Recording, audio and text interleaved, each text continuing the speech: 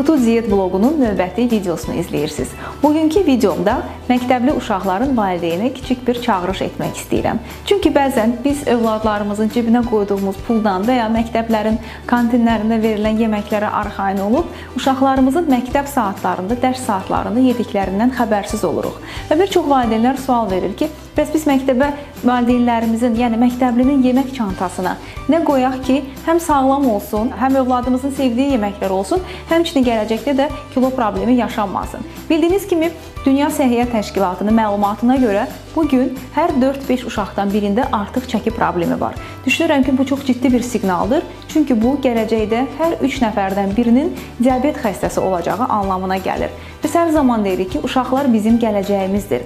Amma biz sağlam gələcək yetişdirmək üçün bugün uşaqlarımızın yediklərinə və ailədə düzgün qida mədəniyyətinin formalaşmasına diqqət yetirməliyik. Və məktəblinin yemək çantasında nələr olmalıdır? Sualının cavabı olaraq mən bir neçə nümunəvi övladınızın məktəb çantasına, məktəblinin yemək çantasına qoya biləcəyiniz bir neçə nümunə hazırladım. İnanıram ki, bütün valideynlərə bu faydalı olacaqdır. Çünki mən də hər zaman çox düşünürdüm öncədən ki, nə qoyaq məktəbə övladımıza ki, həm bu yediyi zaman xoşbəxt olsun, həm dərsdə uğurlarını artırsın, həmçinin də sağlam qidalandığı üçün gələcəkdə başqa sağlamlıq problemləri yaşamasın. Gəlin başlayaq elə deyək ki, bu nümunədən. Burada nə var? Siz demək övladınızın yemək çantasına daha çox şirin sular, soklar təbii ki, qoyuruq biz, amma bu sən demə yanlışdır. Yaxşı olar ki, süd məhsullarından hər hansı birini, yəni burada uşağınızın damaq dadı önəmlidir, sevdikləri önəmlidir və biz bir neçə nümunə hazırlamışıq.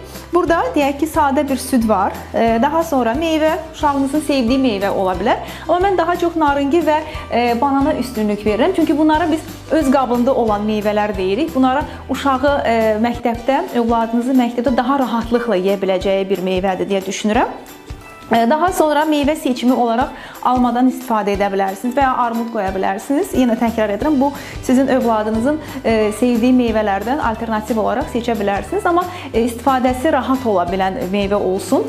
Buna diqqət yetirməyiniz daha məqsədə uyğun sayılır deyə düşünürəm. Daha sonra çörək qrupundan qida seçdiyimiz zaman da yaxşı olar ki, burada sağlam seçimlər edək. Çünki glisemik indeksi yüksək olan qidalar qoyduğumuz zaman, deyək ki, hazırlanmış börəklər, ağ undan hazırlanmış börəklər və sair qidalar uşağınızın qan şəkərinin sürətlə yüksəlib azalmasına gətirib çıxaracaqdır ki, bu da növbəti dərs saatlarında onların özlərini daha yorğun, daha bitkin və dərsləri çalışmaqda daha istəksiz olmalarına gətirib çıxacaq. Buna görə də düşünürəm ki, yulaf unundan hazırlanmış kurabiyələr və ya deyək ki, bir kəpəkli sendviç ola bilər və ya kəpəkli undan hazırlanmış bir dürüm ola bilər. Bu dürümün içinə süzmə pendir qoya bilərsiniz. Yəni, uşağınızın sevdiyi hər hansı bir qida ilə dürüm düzəldə bilərsiniz.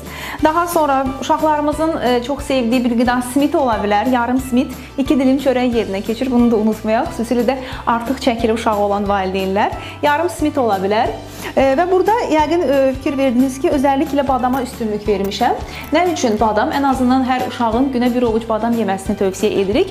Araşdırmalar da göstərir ki, hər gün bir ovuc badam yeyən uşaqlar, şagirdlər dərslərində daha uğurlu nəticələr əldə edirlər və bu da badamın uşaqların beynin inkişafında rolu oynadığını bir daha təsdiq edir. Və təbii ki, burada meyvəli süd də ola bilər seçiminiz. Meyvəli süd də gözəl seçim olar uşağınızın məktəbdə içə biləcəyi bir içki olaraq və yaxud hər hansı bir yoğurt ola bilər. Biz nümunə olaraq indi bu yoğurtu qoyduq, amma siz də uşağınızın sevdiyi hər hansı bir meyvəli və ya sadə bir yoğurtda özünüz belə düzəldib məktəbdə istifadə etməsinə kömək etmiş ola bilərsiniz. Quru meyvələrdən də istifadə etmiş ola bilərsiniz. Təbii ki, bu kişmiş ola bilər və yaxud hər hansı bir digər quru meyvələrdən də həm uşağınızın məktəbdə daha sağlam seçim etməsini təmin etmiş ola bilərsiniz. Həmçinin də dərslərində daha gözəl nəticələr əldə etməsi də sizi sevindirər deyə düşünürəm. Amma bundan başqa mütləq övladınızın çantasına bir kiçik şüşə su qoymağınızı da unutmayın. Çünki araşdırmalar göstərir ki, su içməyən uşaqlar digər uşaqlardan daha diqqətsiz və daha uğursuz olurlar və sosial ortamda sən demə su içən uşaqlar və səhər yeməyi yeyib dərsə gedən uşaqlar sosial ortamda da özgüvənləri daha gözəl olur, daha motivasiya olmuş olur və gün içində daha gümrah olurlar. İnanıram ki, bugünkü məsləhətlərimiz də sizə faydalı olacaq və hər birimiz öz övladımız üçün, onların gələcəyi üçün sağlam yatırım etmiş olacaq. Tutu Diyet bloqunu izləməyi və fikirlərinizi paylaşmağı unutmayın.